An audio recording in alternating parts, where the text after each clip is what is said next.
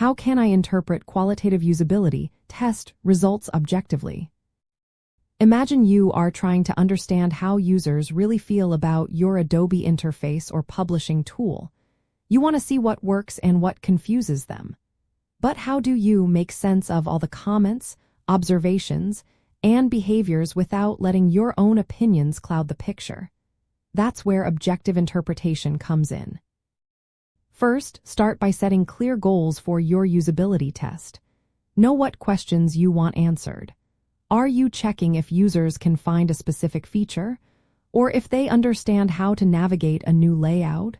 Having these questions in mind helps you focus your analysis.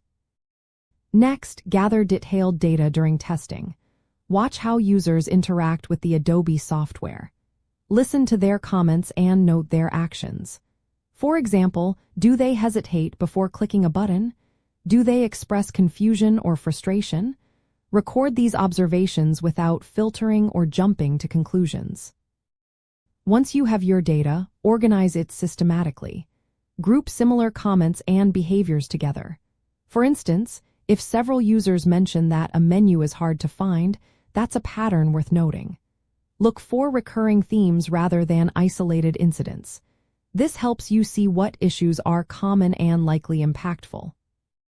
Now, evaluate each piece of data carefully. Ask yourself if the comment or behavior is relevant and accurate. Is it a one-time mistake or a sign of a deeper problem? For example, if multiple users struggle with a specific workflow, that indicates a usability issue. Use methods like the Think Aloud protocol, where users verbalize their thoughts, to get real-time insights into their expectations and misunderstandings. Avoid jumping to conclusions based on first impressions. Instead, compare your interpretations against the entire set of data. If a problem seems minor but appears frequently, it might be more important than a rare issue. If it's only one person's comment, it might not be a priority. Whenever possible, combine qualitative observations with quantitative data. For example, look at how many users failed a task or made errors. This adds context and helps you decide which issues need fixing first. Prioritize problems based on how often they happen and how much they affect the user experience.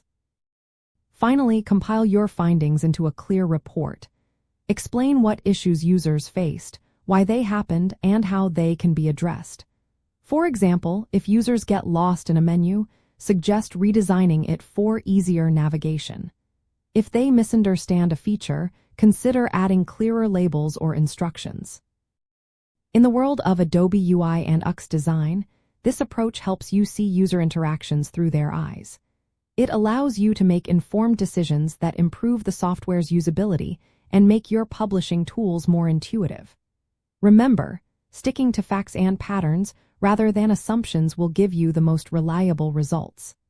This way, your design improvements are based on real user needs, not just guesses.